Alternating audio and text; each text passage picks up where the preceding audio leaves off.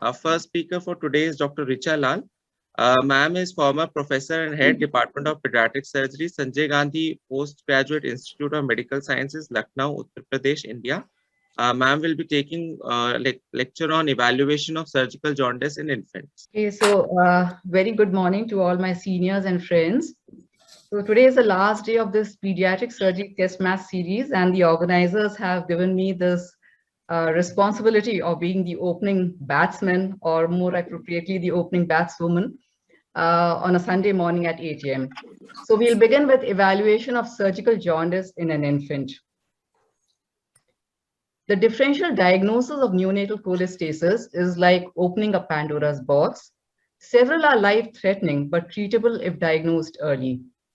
So the list of causes as listed by the North American Society of Pediatric Gastroenterology have classified cholestasis into obstructive, which is largely a surgeon's domain, and hepatocellular, which is further being classified as idiopathic, infective, genetic or metabolic, or secondary to parenteral nutrition.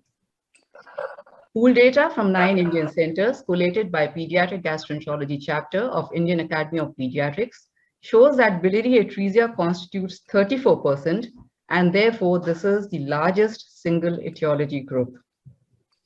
So in the evaluation of neonatal cholestasis, the priority is to identify life-threatening but surgically correctable causes early, and also to identify potentially lethal but medically treatable causes early, which may progress to neonatal liver failure if untreated, some of the examples of which are metabolic disorders like galactosemia or sepsis.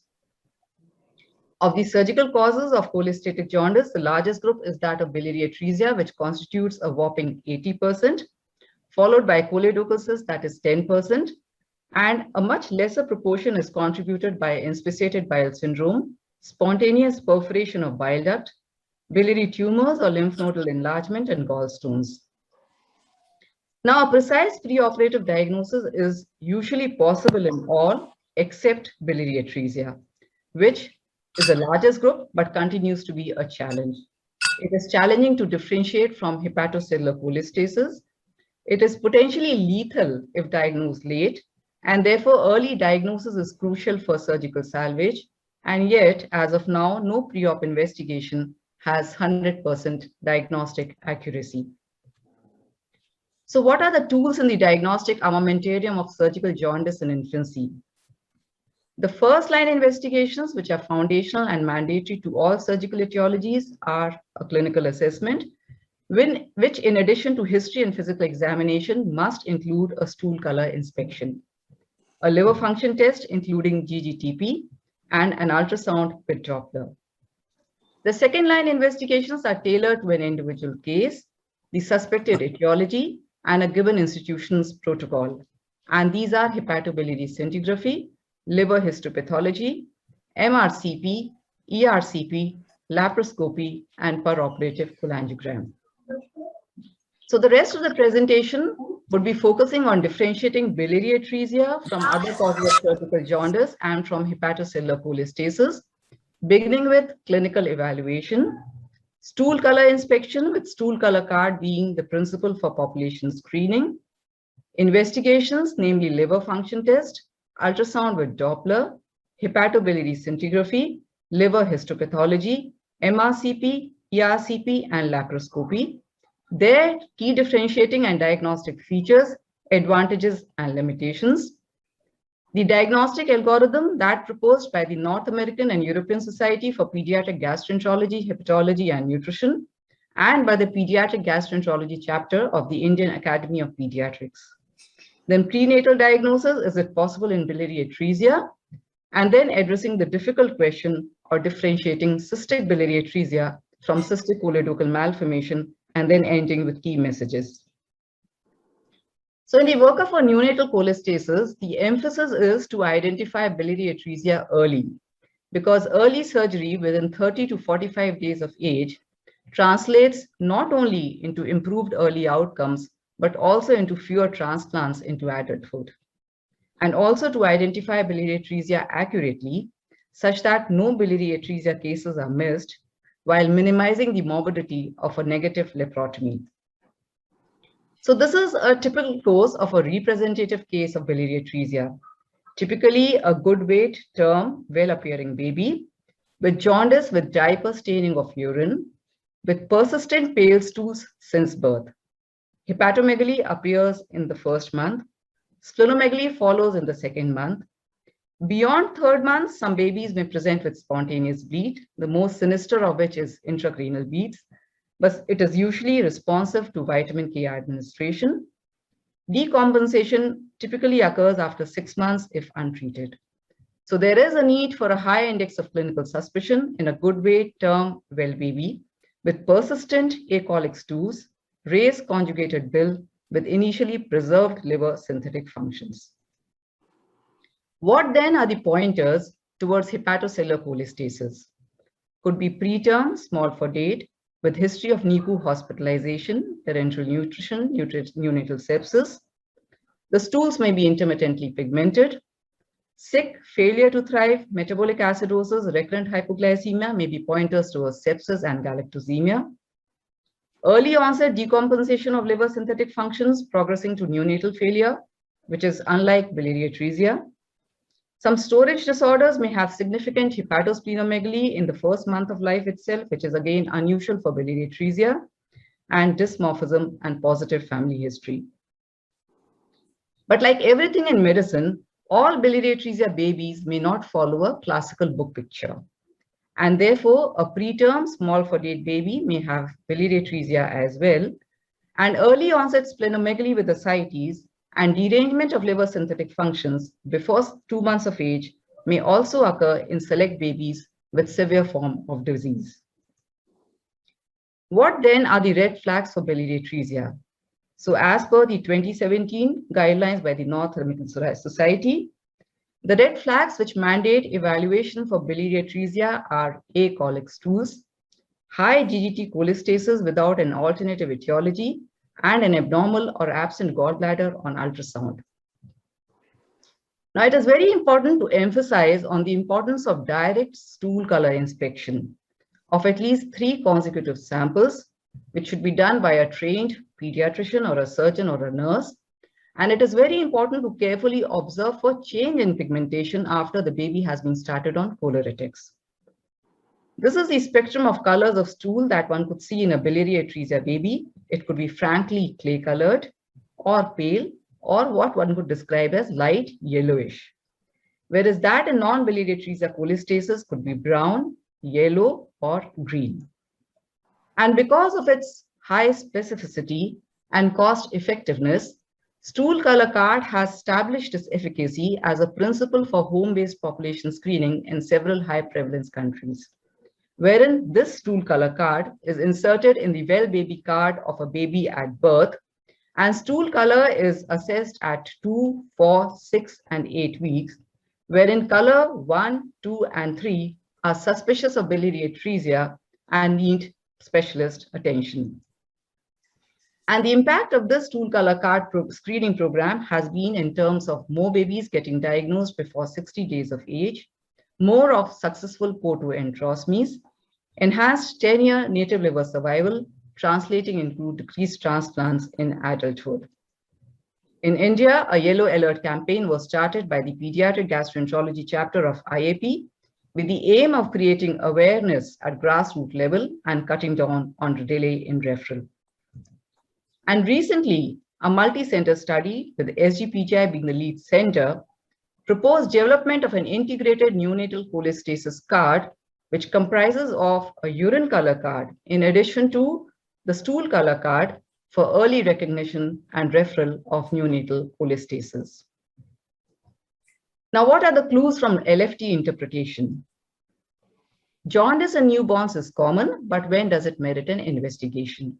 So again, the 2017 guidelines of North American Society says that jaundice beyond 2 weeks of age in a formula-fed baby, or jaundice persisting beyond 3 weeks of age in an otherwise well breastfed baby or a preterm baby, merits evaluation for cholestasis with measurement of total and direct serum bilirubin, and inspection of stool color and urine color is mandatory. And how do we define conjugated hyperbil in an infant? It is direct bilirubin greater than 1 milligram if total bilirubin is less than 5, or direct bilirubin more than 20% of total bilirubin if total bilirubin is more than 5. Now, the second red flag for biliary atresia is high GGT cholestasis. GGT is secreted by biliary ductal epithelium. So the histological correlate for raised GGT in biliary atresia is bile ductular proliferation. And raised GGT beyond 300 international units is supportive of biliary atresia with a high specificity. And to add to its accuracy, 8 age-adjusted cutoff values of GGT are used. That is more than 150 for a baby less than 4 weeks of age, more than 250 for babies between 4 to 8 weeks of age, and more than 300 for a baby more than 8 weeks of age. So while raised GGT is a pointer in support of biliary atresia, persistently low GGT is very unlikely in biliary atresia. And there are actually very select causes of NCS with low GGT. These are progressive familial intrahepatic cholestasis type 1 and 2 and bile acid synthesis defects. However, not all raised GGT cholestasis is biliary atresia, and other NCS etiologies with raised GGT are choledochal cyst, inspissated bile syndrome, any other cause of extrahepatic biliary obstruction, ductal paucity, parenteral nutrition associated cholestasis, to name a few common ones. Further, on LFT, liver synthetic functions, that is albumin and INR, are well preserved till late in biliary atresia, while early decompensation of albumin and INR are pointers towards metabolic or infective cause of NCS. Now, the third red flag in the diagnosis of biliary atresia is an abnormal or absent gallbladder on ultrasound. And over the last 1 decade, with the improvement in technique and technology, hepatobiliary ultrasonography with Doppler has evolved from being a basic screening investigation to a key imaging type modality with high sensitivity and specificity for biliary atresia. So in a screening ultrasound for surgical jaundice, one would look for a cyst at the porta, which could either be a cystic biliary atresia or a cystic choledochal malformation, intrahepatic biliary dilatation, fasting gallbladder size, CVD diameter if visualized, and free fluid in the abdomen. And an absent abnormal gallbladder with absence of intrahepatic biliary dilatation on screening ultrasound warrants further evaluation for biliary atresia. And on ultrasound, there are 2 signs with high diagnostic accuracy for biliary atresia, which is a host gallbladder triad and a triangular cord sign, which I will elaborate further. Now, some other softer indirect ultrasound pointers favoring biliary atresia are a hepatic artery diameter more than 1.5 millimeter and an increased hepatic arterial subcapsular flow, which corresponds to a surgical appearance of subcapsular telangiectasia and biliary atresia. Essentially, these 2 imply that there is early onset liver fibrosis in biliary atresia. The others are non-visualization of CVD and features of biliary atresia splenic malformation, which could either be polysplenia or asplenia, and situs inversus. The triangular cord sign was defined by Coe in the year 1998.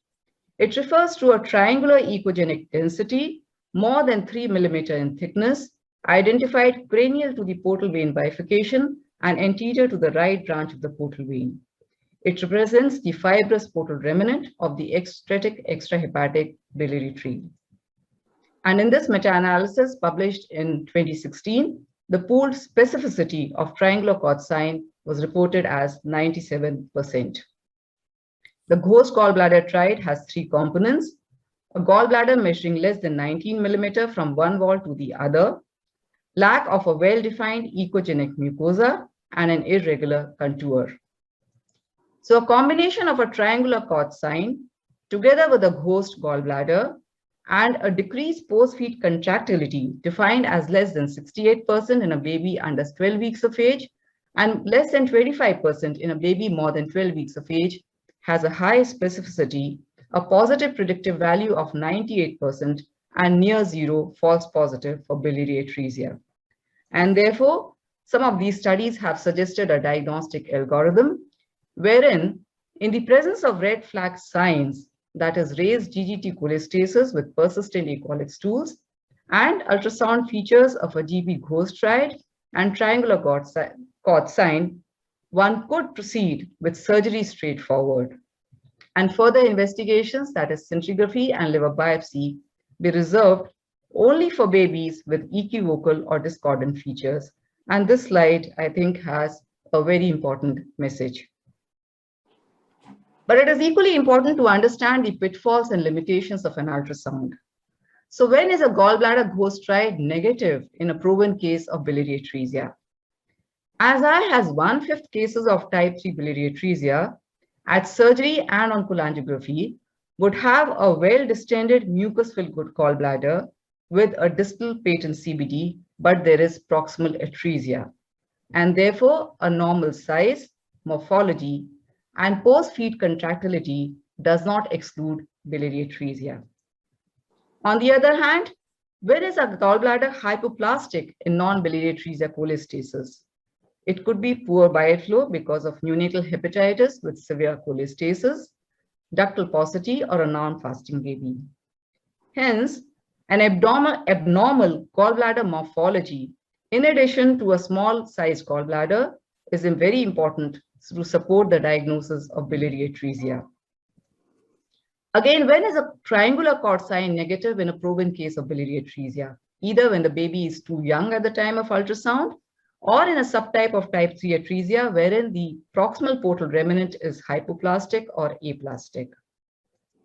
Similarly, inability to visualize the CBD does not confirm biliary atresia because the normal diameter of CBD in a baby younger than 3 months is only 1.2 millimeters, and therefore a non-dilated, inadequately distended CBD because of poor bile flow and severe hepatocellular cholestasis may not be detected on ultrasound even in non-biliary atresia cholestasis.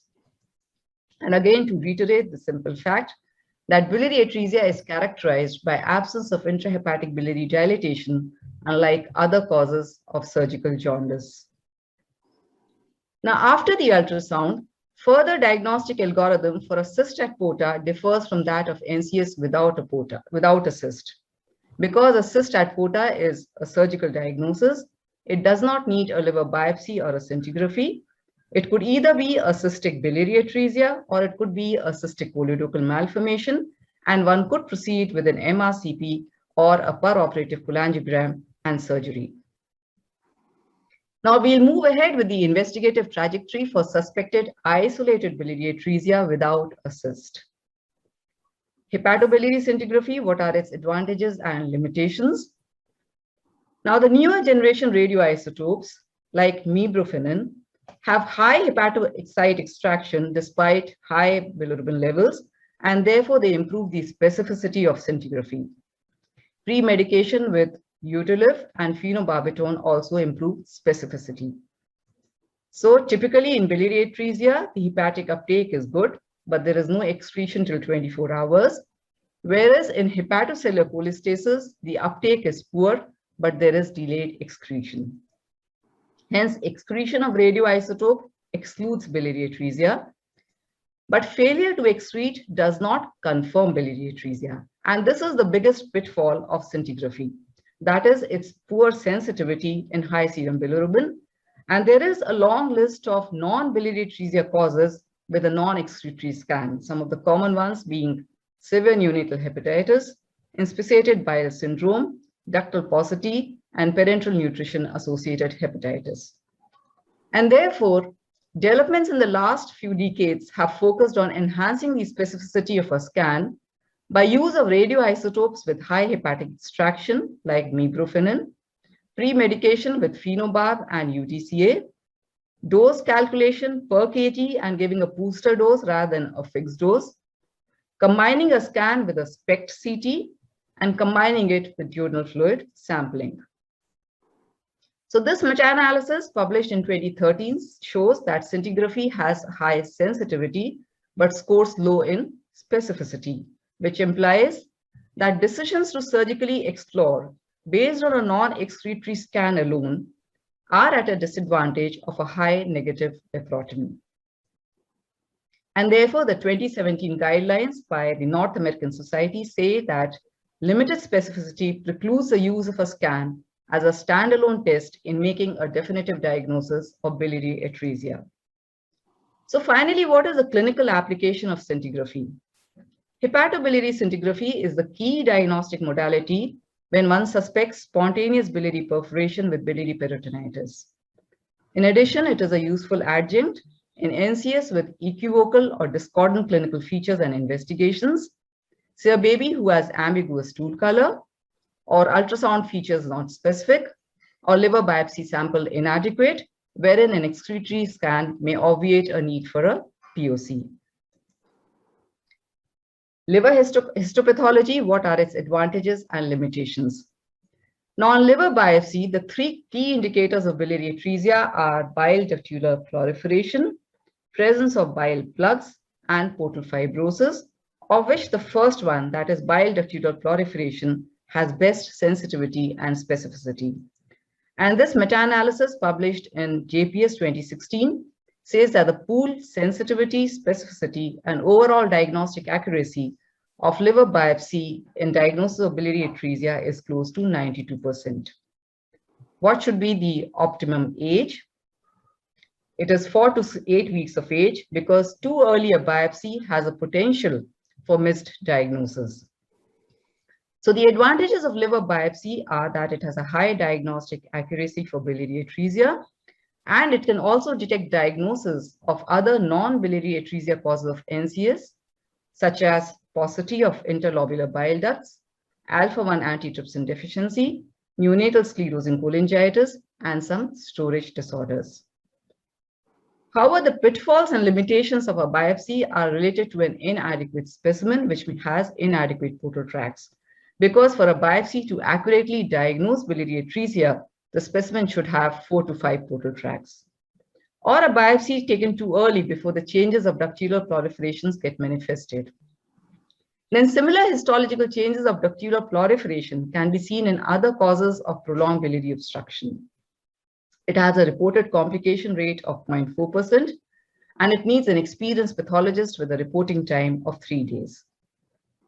So the 2017 guidelines of the North American Society says that in the hands of an experienced pediatric pathologist, findings of bile ductular proliferation with bile plugs and fibrosis in an appropriately timed liver biopsy is the most supportive test in the diagnosis of biliary atresia, and a biopsy can also pick up other causes of cholestasis.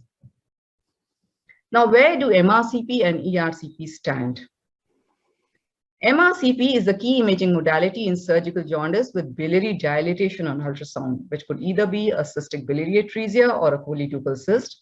It could be tumors of the biliary system or lymph nodes causing compression or CVD calculi, etc.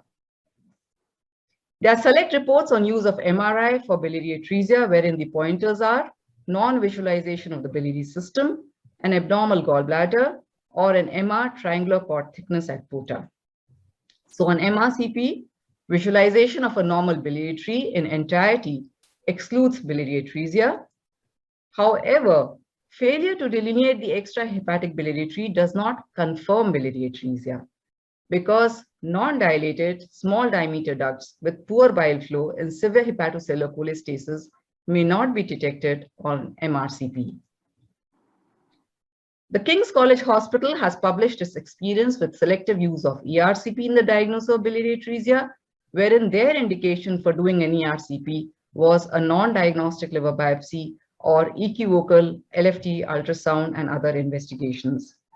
But the limitations and pitfalls of ERCP are related to failure of cannulation, complications related to its invasive nature, and need for small scopes and technical expertise. And therefore, the 2017 guidelines of North American Society say that there is limited specificity of MRCP and ERCP in diagnosing biliary atresia, and therefore these cannot be routinely recommended. They are recommended in very select situations of difficult cholestasis.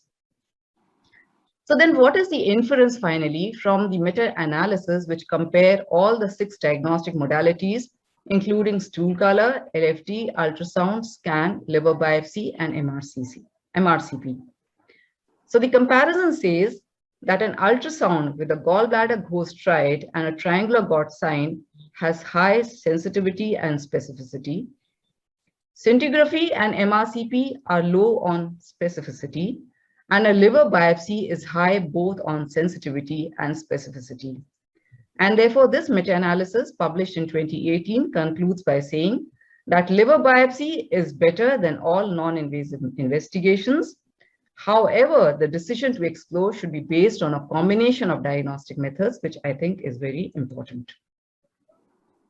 But then here comes a counterpoint.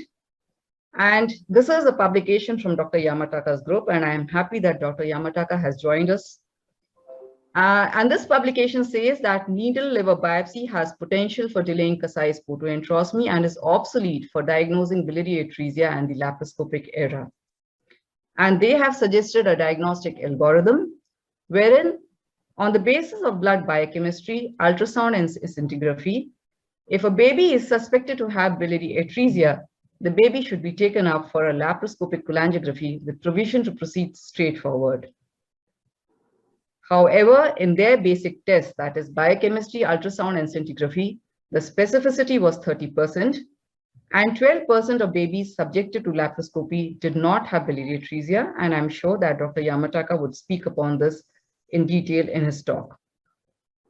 So eventually, no preoperative diagnostic algorithm is 100% accurate, and therefore a peroperative cholangiogram, which can be performed either by laparoscopy or a small subcostal incision, continues to be the gold standard with 100% diagnostic accuracy.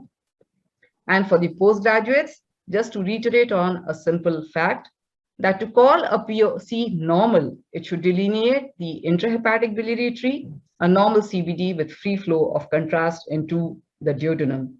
And this is not a normal POC. It shows a gallbladder with distal CBD, but there is proximal atresia, and this warrants a photoenterostomy.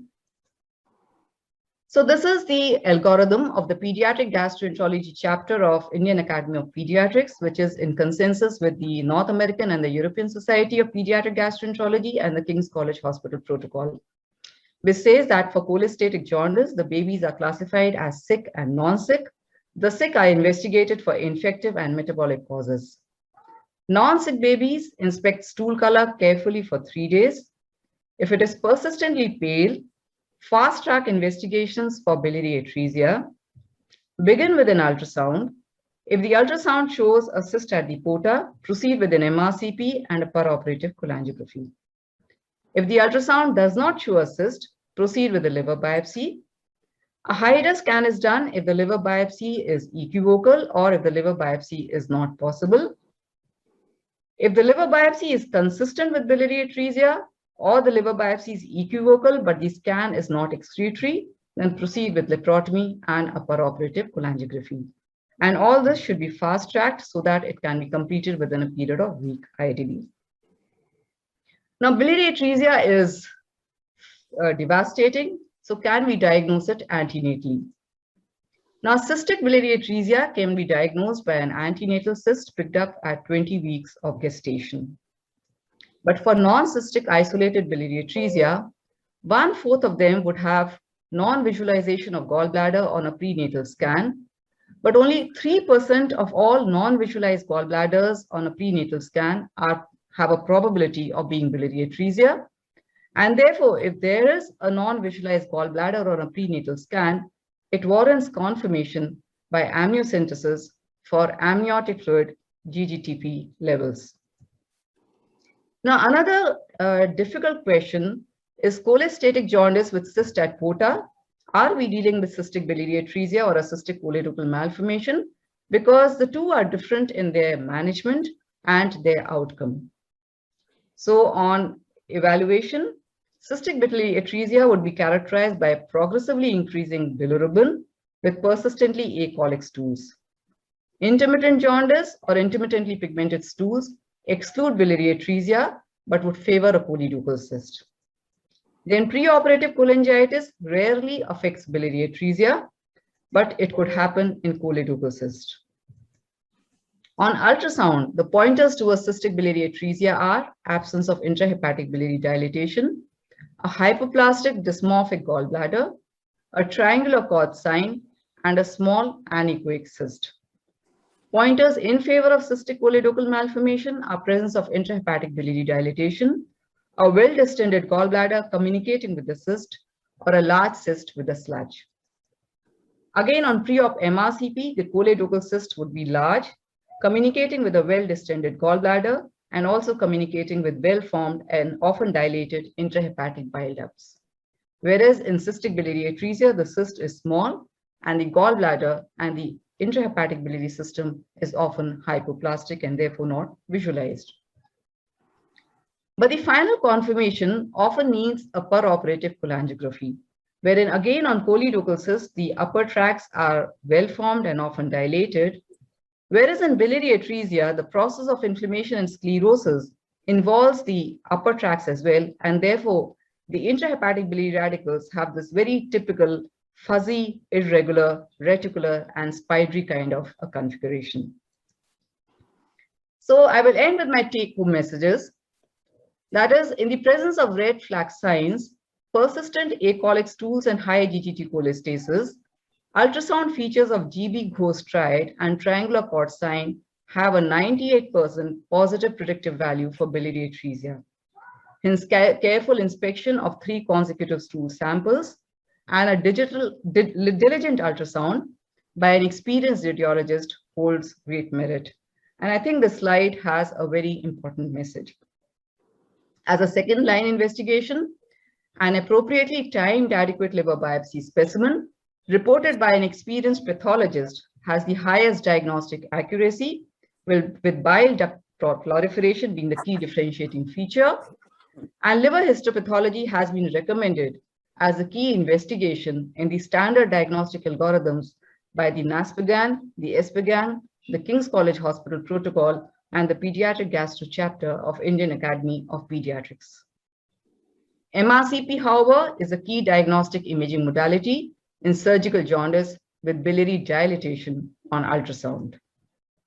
However, the bottom line is that while well-defined uniform diagnostic protocols are a useful roadmap, the precise diagnostic protocol needs to be tailored as per an individual baby's clinical presentation and available institutional expertise.